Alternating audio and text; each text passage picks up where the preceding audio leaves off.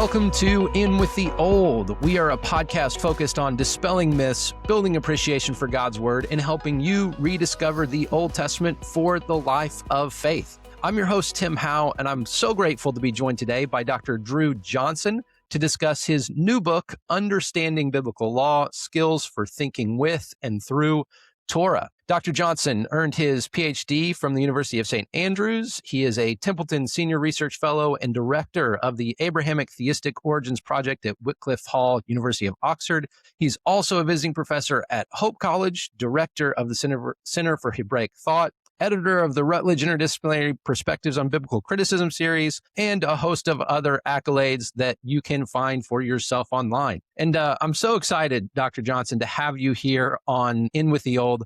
I'm excited for this conversation. And what we like to do with all of our guests is ask them this question, just so we can get to know you and your background a little bit. What drew you to the study of the Old Testament? Yeah, I went to seminary as a fairly new believer. I'd only been a Christian for about 3 years, coming from a fairly non-believing background. And in seminary, I think it was just very natural to gravitate towards the New Testament. I don't know why, but maybe I was just fascinated with Jesus, so all the New Testament just made a lot more sense to me.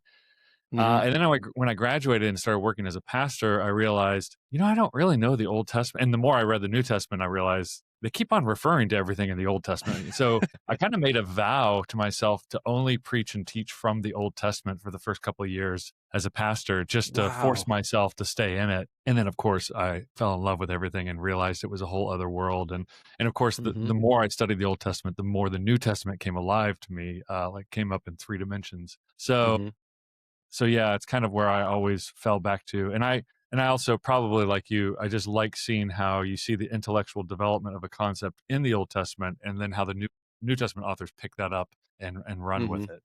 Yeah, similar experience.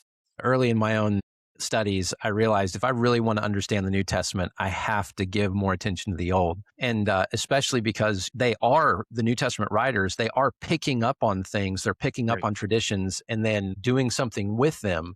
And if we miss that element, we miss so much of the meaning and significance of the New Testament. So, Dr. Johnson, I really am excited. I want to dive into this.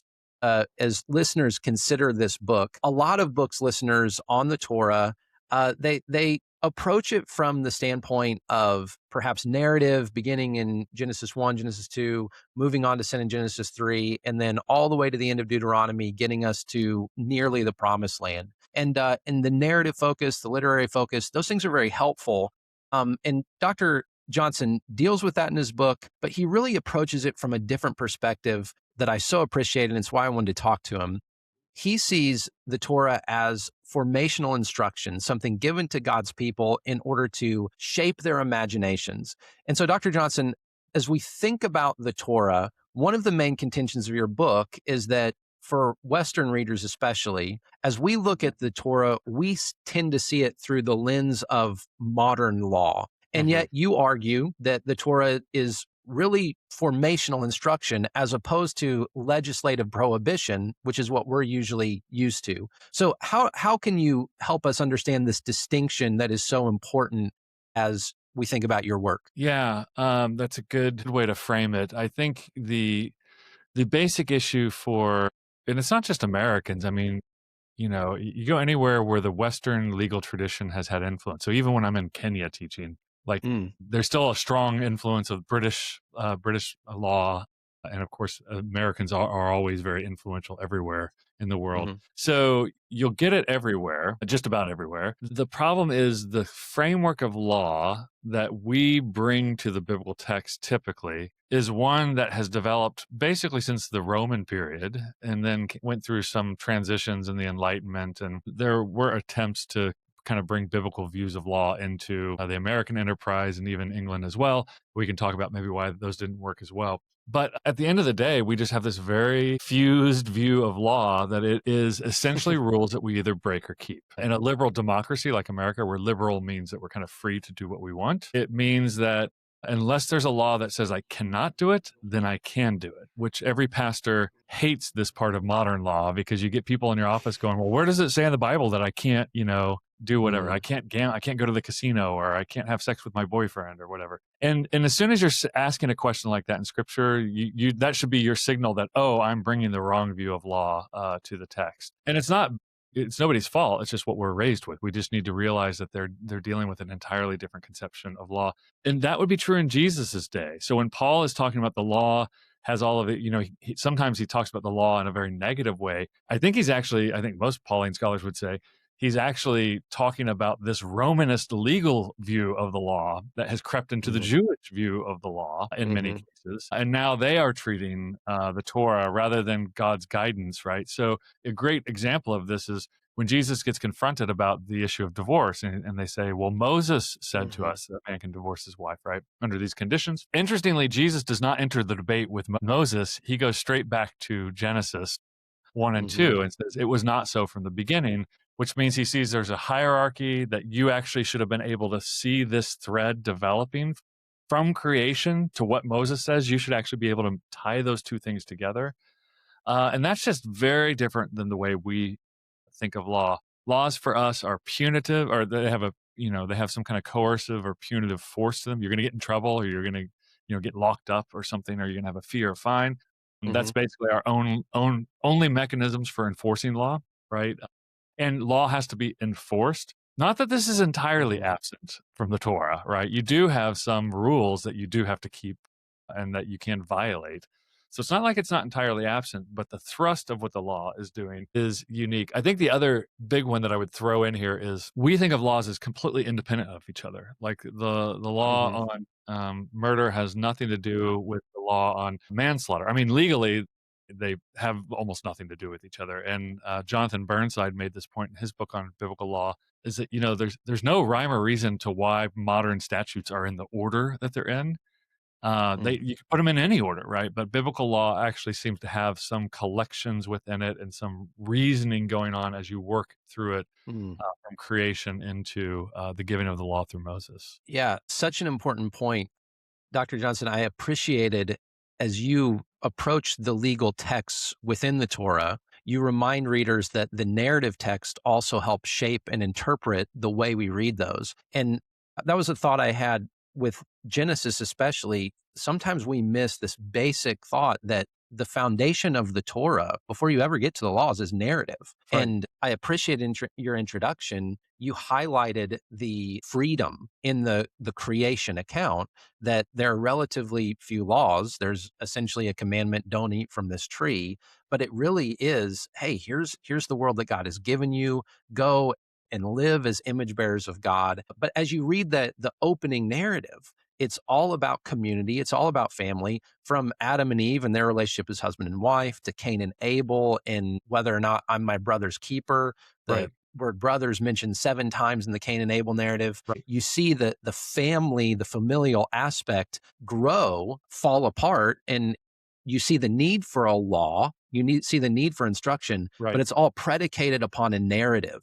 And so again, your approach helped to bring out the logic of the law, to bring out the community focus of the law.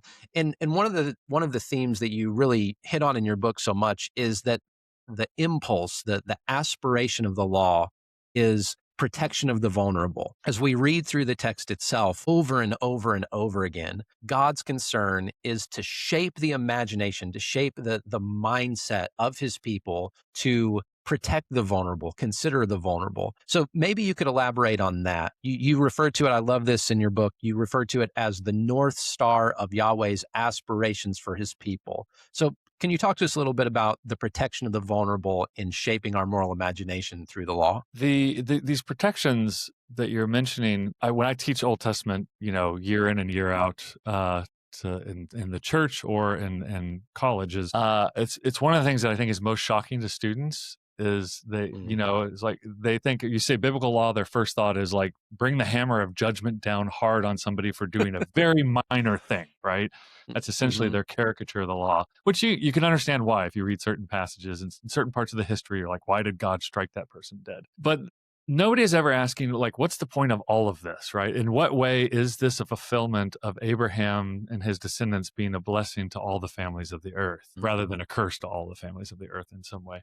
And so there's bits throughout, and I call it the North Star because they keep on coming back to this issue of people in their vulnerability need special protections. Now, I say that in an American context, it's probably hard for us to get our minds around what they actually mean by the vulnerable. Some of it would be familiar to us. So the vulnerable are not just the poor, the orphan, the widow, the foreigner. That's the typical, the typical four that are given for people who need protections. We go, of course, an orphan, a widow, the poor, or somebody experiencing poverty, I should say, or the foreigner. Like, obviously, those people are in a sticky situation. They don't have full rights and protections that somebody in their natural family would have in their natural land with their own people. But it goes way further than that, right? So, in matters of justice, you get special protections for people who are wealthy, right? You get special protections for anybody who gets accused of a crime, and that can be anybody. Like, in fact, Naboth seems to be maybe possibly a victim that we can look at that exhibits this special protection for the poor. He is seemingly a well-to-do man who has a vineyard large enough that the king wants it, and two people conspire to kill him. So, like, he needed special protections in his vulnerability as well when two people three, I guess, conspired to kill him, including Jezebel. Drunk people, sleeping people, toddlers, people with dementia, there's all provisions within the law that says when people are in these vulnerable states, a strong man sleeps at night. A strong man might accidentally get drunk off of some strong wine and walk off or try to walk off the side of a roof, right? Like, everybody needs some protecting from themselves and for themselves at some point. And that keeps on coming up over and over again, and sometimes very explicit ways and sometimes some very subtle ways that you kind of have to think about. Why are they saying this particular law? And when you think it through, or as I like to say to my students, just game the whole thing out. What situation are they imagining here where somebody needs to be protected from themselves or from others? Yeah. As we think about the narrative, I love how you stated in your book, everyone has the potential to be vulnerable. And especially in an agrarian context, we'll get to this later in the conversation, but you think about the vulnerability of food subsistence, you think about the vulnerability of war, you think about the vulnerability of famine, and we see this, right? And this is where I come back in my own heart and mind to Genesis. Man, you have Abraham, who's incredibly wealthy, you have Isaac, who inherits these blessings, you have Jacob. All three of those main characters, not to mention all the women who are mentioned as well, they are at one point blessed and protected, but all of them face incredible vulnerability within their stories. And so I appreciated you drawing that out, that the assumption of the law is that anyone can be vulnerable. And in one sense, it can happen almost instantly, at which point there's a vested communal interest in protecting the vulnerable because, hey, that could be you. Right. Maybe you could talk a little bit more about that. Yeah, I think, that last sentence you said, I think captures it well. Protecting the vulnerable means protecting yourself, right? And so, this is like democratic republic ideals here, right? Is that you have laws that protect anybody in any possible situation. And by putting those in place and following them, we are protecting future us that might need those laws. I think this is the sentiment. The problem with biblical law, and it's the problem with Torah in general, you have to read across it quite a bit to pick up what's going on, right? Yes. And you may have seen some of my other writing and public discourse on daily devotional readings and how, everything I'm saying cannot be picked up in a daily devotional reading. Even if you read the Torah, 5 times in a row over the year or something like that, you really have to sit down and work through across these laws and through the stories and think. You have to think, and I don't mean by yourself, I should say y'all, in community, you have to think how these things are tied together. So I grant that it's not obvious at first to people who are coming from an entirely different legal mindset, who don't live in an agrarian subsistence world, where our problem is we have too many calories. We're in the exact opposite problem of every Israelite. We have too many calories. We have too much safety, too much security.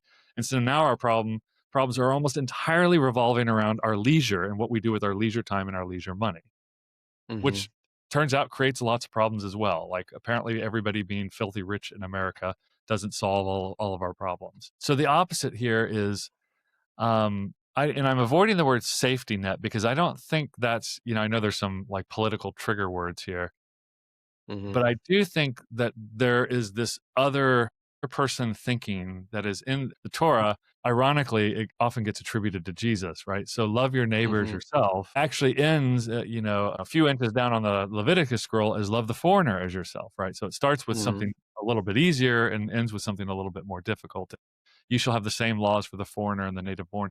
So it's a lot of this, like getting yourself outside of yourself, extending the natural boundaries of family and clan and protection and security in a fairly harsh world, extending Hmm. those the tent pegs out to include people that are not natural to include. The only reason you would include a foreigner is if you took them as a slave, right? Hmm. The only reason you'd include people who weren't in your family is if you were going to bring them in a lower position, basically. Hmm. So this is everywhere. So as soon as we're thinking in terms of love your neighbor as yourself, you're already in the realm of this. What would it be like if I were to if my crops were to fail and I were to slip into poverty? Hmm. Or I shouldn't pity that person. I should imagine me being that person, how I would want somebody to treat me in that situation. I think the best statement of this is the second statement of love in Leviticus 19. Love the foreigner as yourself, for you were once foreigners in the land of Egypt, and I am Yahweh. Right. So it clearly Yes. pulls out this: you were vulnerable, and it's how I treated you. And of course, this gets Hmm. reiterated in Paul later. Right. He loved us while we were yet sinners, kind of mentality. Yes.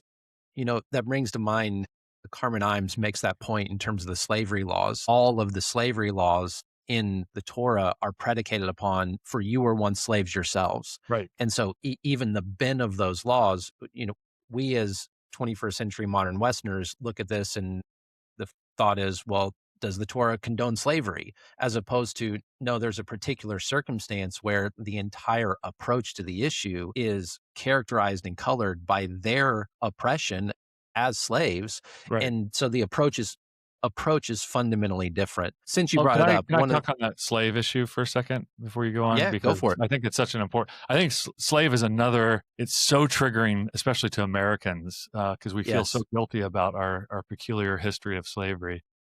Hmm. So it's an important point for me to say, and a very famous theologian from an Ivy League university at our conference last week actually said something I don't think is correct, and that is that God was trying to get Israel out of slavery. And I don't think Exodus Hmm. supports that view. I don't think the Torah supports that view, because he calls them slaves after they're out, right? The Hmm. Israelites are always called slaves. Moses is called the slave of Yahweh. Joshua is called the slave of Moses. Israel is the slave to be slaves to God. In the New Testament, slaves to Christ. Jesus serves as a Hmm. slave to man. We are to serve as slaves to Christ. So slavery in its kind of raw conception, not the American version, not the exploitative, human trafficking, brutal, oppressive kind that Israel experienced, but the idea of having an employment compact with somebody, and then that reaching beyond just the hours of labor that we commodify in modern American, I work this many hours, I get this much money, having it Hmm. extend more into their personal life. It's kind of like military service. It's probably a little bit more like that. And Hmm. so when you look at the slavery, and this makes a big difference when you look at the slavery laws, like in Exodus 21, you're like, Hmm. why do they have any slave laws at all? Well, because slavery was not the problem. The problem was the kind of slavery. And if you look at Exodus 1, it gives lots of adjectives about the cruel, the ruthless, the bitter oppression that they served under. It never talks about slavery itself as the problem. It talks about the cruel and the bitter and the oppressive version of slavery as the problem.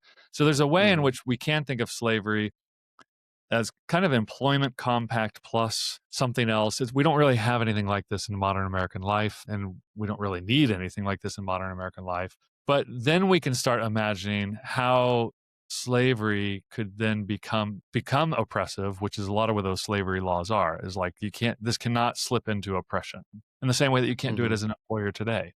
You can't mistreat your employees, underpay them, refuse to pay them for things. So I think it's a Yeah. good example where um, we really want, as Western Christians, for it to say, and God ended slavery on that day, but we're missing the point if we think Hmm. if we think slavery is ultimately the problem. Yes. As I You read probably your did not see book, that in the book. well, no, as you talked about some of the slave issues, you came back to this and you kind of sprinkled it throughout. but it Okay. gets to the idea of the logic, right? It gets to the idea of the assumptions. And of course, again, going back to the Genesis narrative, you have not just the people as a whole in Exodus treated in an oppressive form of slavery, but you have someone like Joseph, who, how God uses slavery to bring about a good, but also to create an awareness that, again, the most blessed people, blessed by God, find themselves in that vulnerable situation. At which point, the logic of the law is that slavery is a human institution, especially that it existed at that time in a particular context, in a particular way. But I think it was in Exodus 21. I don't have it right in front of me, but even the idea of the protections that slaves are given, they dignify the slaves. You know, a Right. master, if you knock out the tooth, the slave goes free. If you injure a slave and lose the labor produced by that slave, then what you're doing is potentially inviting repercussions on yourself. If you take it too far, the family or the community is going to hold you accountable. But also, there's a relationship where you are hurting yourself as well as the slave, and that to me speaks again to this communal element. So maybe we could play something out here, Dr. Johnson. I tend to think of modern Westerners, or particularly, or we can just say Americans, we tend to think of law as a way to protect my rights. I Mm. have individual rights that need to be protected. Therefore, we're going to pass these legislative prohibitions to protect my rights individually. Whereas it seems like the biblical writers had a much more developed sense of the symbiotic relationship that we all had with one another. Yeah. So if one person sins, it impacts the whole community. We don't have a police force that we delegate this enforcement to. We are participants in the enforcement Right. because what my neighbor does impacts me. So maybe we could turn the discussion to that aspect of the law, that this kind of what you do impacts me. We are brothers. The whole, again, foundation of the law is that we have brothers and neighbors, and there's varying degrees of responsibilities depending upon where you're at. But there's also mobility. The Right. stranger can become the brother. You know, Right. Ruth the Moabite can become the great grandmother of King David, that kind of aspect. Maybe we could talk about that aspect of the law. Yeah, well, and I think, I used to teach at a college where they had heavy doses. Everybody had to take heavy doses of political thought, American political thought and practice. So I had Hmm. several political philosophy professors there that we would talk about this, like, is there any rights talk in scripture? And they would say, no, of course, they're not actually talking about rights in the way that we would mean them today legally. Hmm. But they would also be quick to point out that if you look at the founding fathers and the founding documents, they often talked about rights right next to responsibilities. Because you have this Yes. right, you also have this responsibility, right? And so Hmm. that's, yeah, it's only, of course, we've kind of thinned everything down to where I can do whatever I want. I have the right to do it. Nobody can tell me otherwise. And that's even like a persona that's valorized in something like you go girlism, as I call it, right? It's fair to say, I think we have a distorted view of rights. And if you want an example of that, go read the UN's Charter on Human Rights, and you'll be a little bit shocked about what they count as a human right, because it's things that we would certainly take for granted and think were obvious and available to Hmm. everybody today. The issue of, what do you do, like you said, when there is no police force? Like, what is justice when it's not handed over to the state? And I think I tried to point out in the book that there are all kinds of interesting examples where in deterrence theory and legal and criminology, that essentially that if a criminal believes something's handed over to the state, they're less likely to be deterred because they know the Hmm. state's not going to punish them, or it's going to take a long time, or they can have appeals, or especially if it's like a capital crime, the chances Hmm. of getting executed for a capital crime. And so there's really not a lot of, almost no deterrence value for execution at the state level. It Hmm. just has no psychological effect.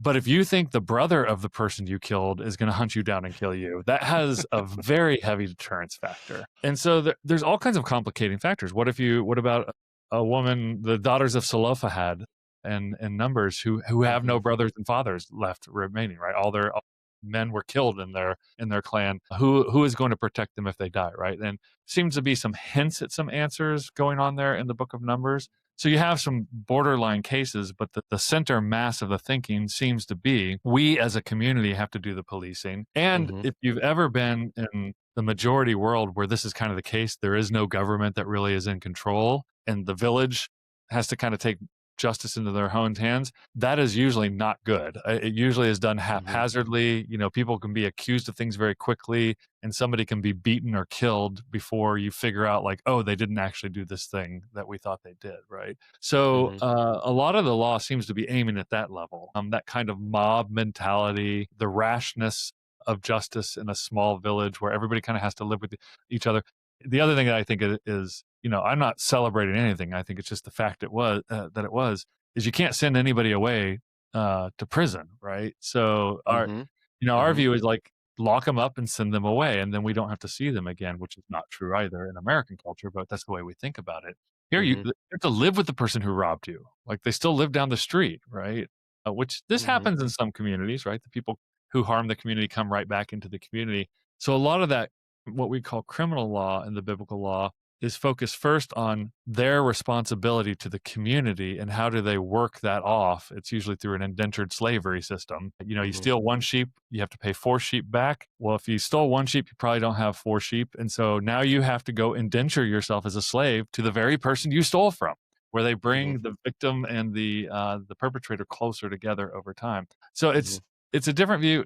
And I say all this saying that I'm not sure. You'd take some very good, creative legal minds to think about what this would look like today in a local community, like in America. I don't know. So I say that because a lot of people are, I'll give a talk on this, and at the end of this, they're like, so how do we put these biblical law principles into use in our legal system? And I'm like, I think you'd have to do it very, very carefully, because you have to translate all the laws. There's not a single law in the Torah that doesn't need some kind of translation into another circumstance. And that's true within the Old Testament. Those laws have to get translated over 1,000 years in the Old Testament as well. Well, and that's an aspect, as I consider your emphasis on Iron Age Israel, the laws are intended for an agrarian context. And yet also it's true that over time, as these laws face the test of civilizational development, you have the laws in the wilderness, you have the laws in the promised land, you have the laws under the monarchy, you have the laws in Paul and Jesus' day. Clearly the context changes. And yet, I think that's part of what Paul and Jesus are doing, is they're recontextualizing, both in terms of new covenant and what God is doing in redemptive history, but also in terms of, in some ways, they had moved past some of the subsistence, at least the agrarian context of the immediate entry into the promised land. And so in terms of translating it, I think we see that being done by the biblical authors in real time over time. But I want to talk about this to make sure we get to it. One of the things that you do in this book is you give, especially a new reader, someone who is coming to the law, trying to understand it, you give some handles, you give some categories that I think are very helpful. So before you dive into the deepest into the pool, you help us just get our feet wet. And one of those categories that I think is especially helpful is the distinction between principles that are broad and in a sense universal, and then specific cases where those principles are worked out. So for instance, Deuteronomy 15. Be generous, be open-handed toward the poor, be open-handed toward the vulnerable, general principle. And then a specific application is, and in your heart, don't think the 7th year, which would be a year of forgiveness of debts, don't think that that's coming, and therefore in your own heart say, well, I'm not being generous, essentially because I'm not going to make as much money or get as much out of it, or there's nothing in for me. So maybe you can talk about that principle of, you have principles, you have specific cases, and how that helps us in understanding law, especially for the person who's maybe has read it before, but wants to dive deeper. Can you talk about that for us? Yeah, I appreciate that particular point, because for me, this was a great awakening in my thinking on the biblical law that probably happened about 10 years ago. And I realized, if it's a principle, what's the point of the instances? Well, the instances are to sharpen what the principle means. So the principle is actually insufficient on its own. And it's like, if I say to my kids, hey, be good to each other, right? Well, what does that mean, right? If they're arguing, just be good to each other. I need to say, no, you shouldn't slap them in the face, or no, you can't talk to your sister that way, or something like that. So it's the same thing here. By the way, the 10 things, or we call them the 10 commandments, but as you know, they're just called the 10 devarim, the 10 words or things. They're all principles. None of them are commandments. None of them are instances. Do not murder, I think I outlined in the book, is once you consider the context in which do not murder ends up on that tablet, it becomes very confusing as to what murder means. But the the instances help sharpen the direction of the principle and kind of how you should take it. How, so you can't Mm-hmm. read them apart from one another. So you mentioned the striking your slave in the eye and the tooth. Those two lines, you cannot strike your slave, or if you strike your slave in the eye, or if you strike your slave in the tooth. Those are two sentences, one right after the other, and immediately before them is eye for eye, tooth for tooth, wound for wound, burn for burn, foot for Yes. foot.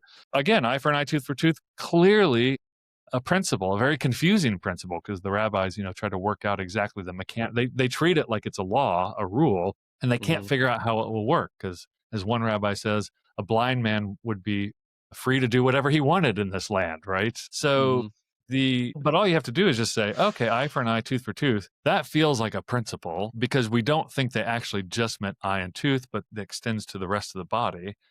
Mm-hmm. So it's building a paradigm. And then, well, what are we supposed to be doing with this? It's about my slave or somebody, a servant, right?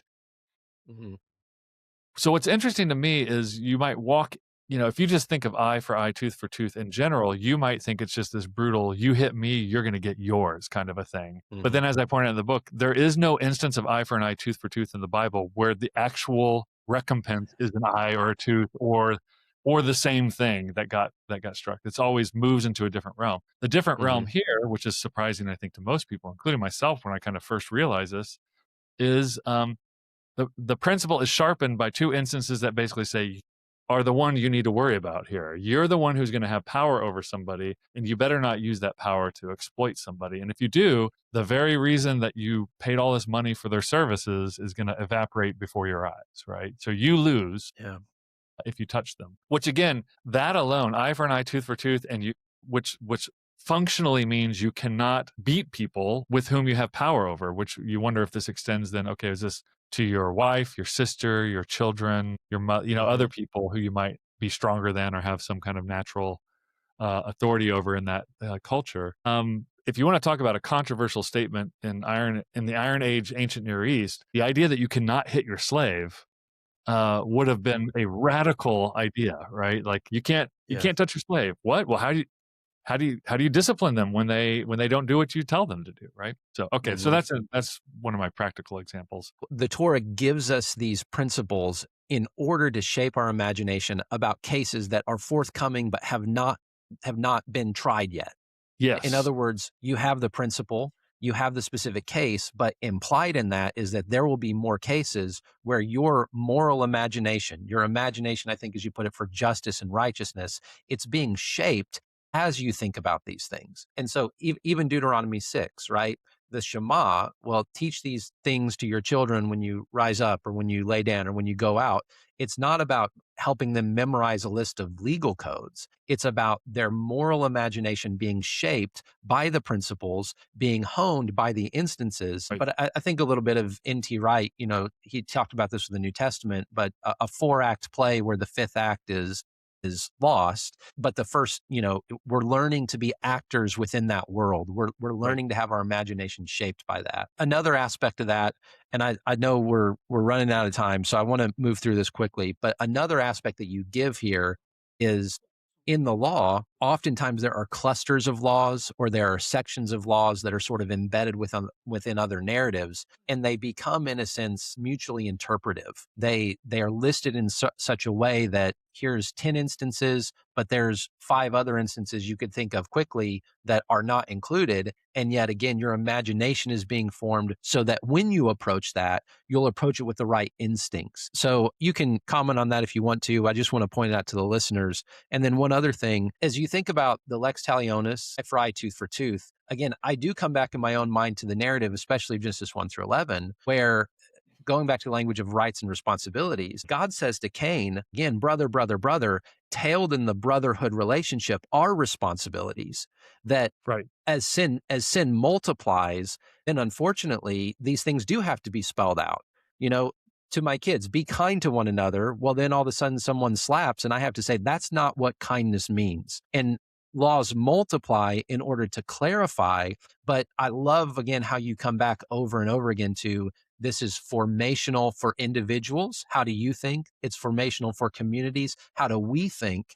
in ways that can lead to flourishing. And this is where I think a good place to maybe try to land the plane. It's all reflecting the character of God as God's people. Right. You mentioned that in the book, that in one sense, I believe the way you say it is the relationship with God has with Israel is a different species and maybe a different genus completely, or I may have switched those around, but it just completely different than other ancient Near Eastern law codes, even if there's similar content. Even if Right. you look at Hammurabi and say, hey, maybe we can compare these, there's a different ultimate foundation, which is God is creating a people to be his vessel to the nations, and therefore the formation of their moral imagination is missional. It's Mm. for a purpose. So maybe you can help us think about the law in those terms, God creating a people that reflect his character and how that plays into the law. Well, thank you for letting me talk about that because I love this topic. And two books I'll recommend here are written by Jewish thinkers, friends of mine. Jerry Unterman's Justice for All, How the Jewish Bible, Hebrew Bible, Revolutionized Ethics. So if you want to hear that, he's an expert who he did his PhD with Jacob Milgram, who is a very famous Leviticus scholar, and he talks about basically how is the Hebrew Bible different than the ancient Near Eastern, all these other texts and ideas. And it's a very conservatively, and I mean conservative, like he doesn't make hoopla. He just says, here's the real ways in which our Old Testament is different than the other ancient Near Eastern. And then Leon Kass's Founding a Nation, which is basically a commentary on Exodus by a Jewish Mm, scholar, but he's not a biblical scholar. But he says, with a lot of other Jewish commentary as well, that God starts, which I think you said this as well, he starts with a group of slaves. There is no, mm, he starts with a group of people who have no nobility amongst them. There are no internal power structures. The only kind of structuring you see is a Moses, which he's just called, and we're not even clear why Moses is called. Like, what is it about him?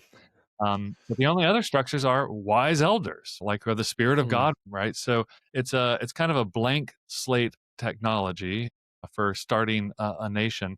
And then I think this is my opinion. This is okay. I'm out there on a limb, but I view the Eden narrative as kind of like the goal was to plant an Eden because all we get is what's going on in Eden. We don't know what's going on in the rest of the world. mhm, As far as we can tell, the rest of the world is dirt at this point. So we only get Eden. And the goal is to like identify the rest of the world, to expand mhm, Eden out, right? As they had children and multiplied, it would just bring Eden out to the world.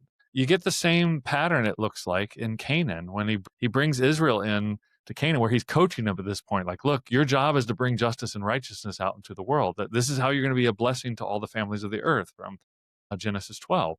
And so the goal is, the promised land is the entire ancient Near East, including Egypt, right? mhm. But he plants them in this one little crappy section of the promised land, Israel. If you don't know how bad it is there, it's the only part of the Fertile Crescent that's not so fertile. He plants them in that land in order for them to Israelify, as one of my friends used to say, is the goal was the Israelification of the world, which essentially Mm, means bringing this justice and righteousness out to people who desperately needed it. And you see that when Israel encounters Rahab, right? Someone who like yes. thirsts for the justice that Israel is going to bring to her own people on both Mhm, sides, both kind of judgment in that sense, but also like that there's like that she will have a place in that society. And as the author of Joshua notes, and her people are with us to this day, right? In mhm, Joshua 4. mhm, So I think that idea, and then again, I can't miss the opportunity to point out, Jesus also says, stay here in Jerusalem, right, until power comes from on high, and I send you out to the ends of the earth.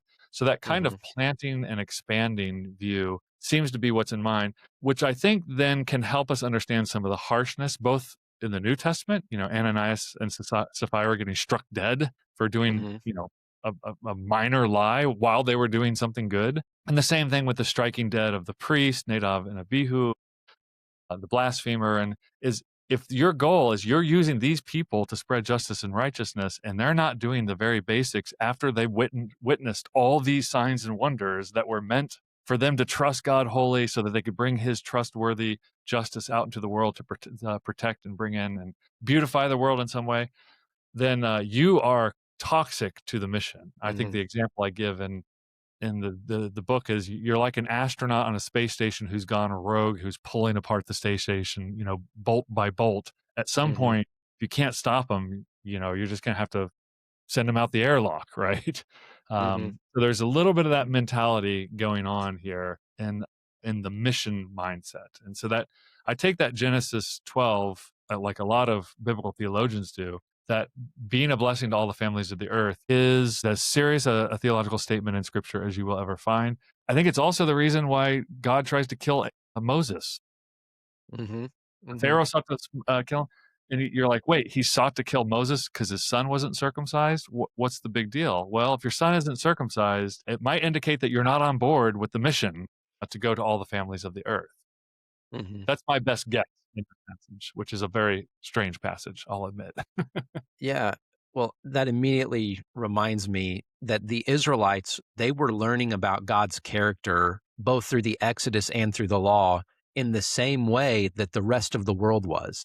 Yeah. And we tend to forget that their ideas of God were still very much being formed. And Mm, so they saw God's power, they saw his deliverance in the Exodus, but the law was meant to, as again you state so eloquently, to shape their moral imagination. And I love the way both the critique of the rest of the Old Testament and then subsequently the New is based upon the fact that biblical Israel, Old Testament Israel, they failed at that vocation. They became worse than the nations that they were meant to right. Israelify. The osmosis worked in reverse. But at the same time, what I love is you have examples, and you mentioned Rahab. I love to play this through my mind, Dr. Johnson, that if we take the genealogy and Ruth seriously, Boaz, and Matthew tells us this, that Rahab was Boaz's mother. Right. And if we take that seriously, it helps to understand his moral imagination was shaped by his experience in such a way that when he saw Ruth, he was able to think biblically about the law. He was a virtuous and righteous man, but he Right. was able to see it in a way that enabled him to see Ruth differently, the purposes of God differently. And so you have examples of this, even in the Old Testament itself, of what it looks like for this to be done well, what it looks like for it to be done poorly, and Mm. then ultimately in the New Testament, what it looks like to be done in one sense completely differently through the lens of what Jesus came to do. And so again, I I'll give wish you I the had said last that word in the here. book. Yeah, well, but It's you very set the eloquently stage. put. Well, you set the stage, and that's what, again, for our listeners, I genuinely hope you take the time to pick up this book and read it. And I'll say this before giving you the last word, Dr. Johnson. I appreciate that you brought up devotional reading of the Bible is crucial. It's important. And yet, if we approach the Torah in that way only, we are inevitably going to misunderstand its intentions. Hmm. It is meant to be in its totality formational. Right. And there's a reason that we refer to it as Torah, again, from Genesis all the way to Right. Deuteronomy. And so that's my encouragement to you readers. So many good handles. We don't even have time. You included a narrative throughout here to give a practical example. I thought that was incredibly helpful. So That what an was the part I incredible was tool. most nervous about. Because I've never written fiction before, and so it was a kind of a first attempt. Well, I'll tell you the truth, Dr. Johnson. As I read it at first, I'm like, man, this could go one of two ways. It could be good or it could be bad. And in the end, it Yep. was good. It Okay. really, I think, I'll just tease the listeners with it.